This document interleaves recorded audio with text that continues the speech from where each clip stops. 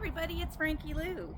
Luna and I are coming to you from the Grow Together Homestead 2, which is our homestead here in Springbank, Alberta, where I am putting out a whole bunch of milk jugs today. I'm actually putting out some of the traditional milk jugs as well as a whole bunch of snugs today, which is the hybrid of the seed snail and the milk jug method put together.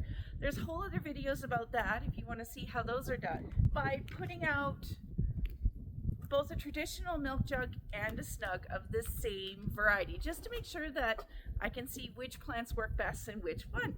So I am going to place these out in the snow.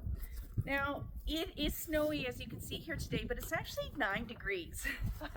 We are still having some of our variable temperature swings here in Alberta, but I'm not too worried about it because the temperatures at night are freezing. I'm going to place these in such a way that they'll get frozen solid tonight. So even though we are going to have some swings and it's going to get warm again tomorrow, it won't be an issue. I often get asked, where should milk jugs go? This is a southwest facing wall, and this is an awesome place to put milk jugs.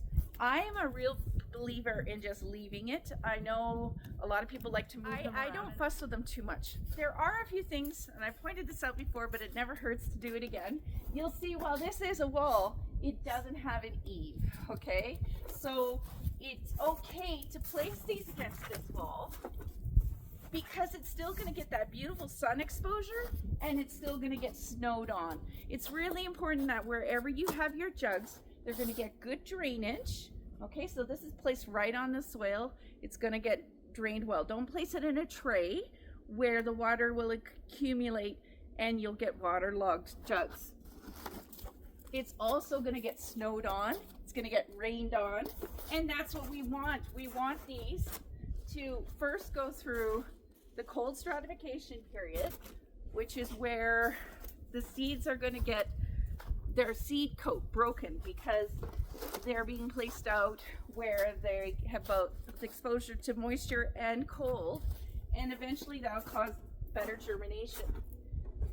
You also want it to have exposure to the sun because once in a few months time, once these seeds do start to germinate, you want these to start acting like little mini greenhouses.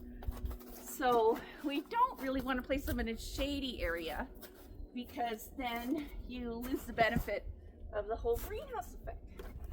The other thing you might notice is I'm grouping these together. There's many reasons for that. They're going to act as an insulation block for each other. There's less chance of them getting blown away in the wind. So I do like to group these together. You also will notice the lids are off. That is intentional. I know that some people have a hard time understanding that, but you do really want, because they're thinking, how can it warm up if the lid is off? You'll be surprised at how much these in the springtime will heat up even with this lid off. And it still does trap a whole lot of humidity, which also aids with germination, even with that lid off. All right, so today, Kitty, and I have a very good dog who knows not to mess with the jugs. If your dog is not that way, you may want to tie them together. She knows better though than to play with these jugs. I've been making milk jugs as long as since she was a puppy, so she knows better.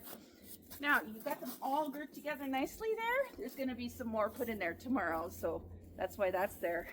But what I'm going to do now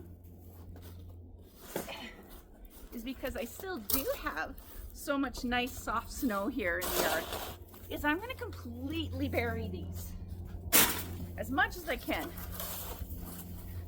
As I said, these guys are not going to germinate for a long time.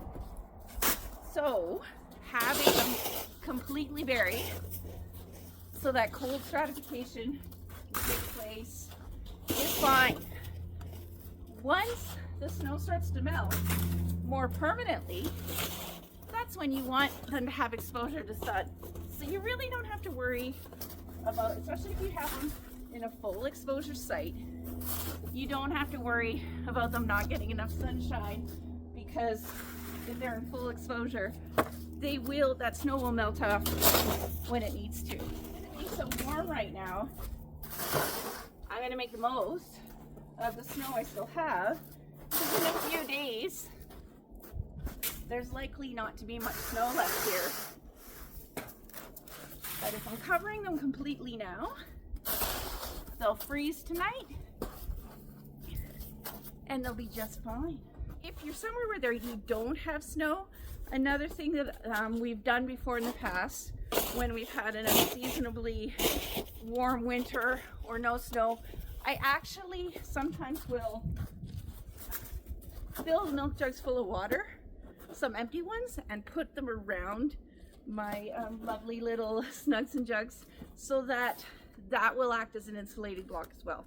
I'm in the first week of March here, so I'm still only putting out hardy perennials and hardy veggies, like I've got some Swiss chard and stuff going on there, but I will be moving on to my more tender stuff at the very end of the month and beginning of April. But March is like the best time. You can put out so many things at this point.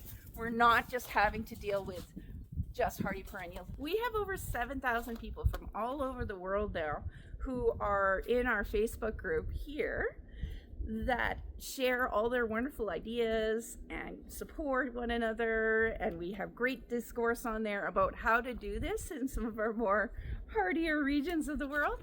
So please do join us there as well if you want to connect with more people who are having lots of fun with winter sowing. I hope you're having as much fun with your winter sowing snugs and jugs as I am, and as always, I hope you'll take this chance to grow together today. Have a good one.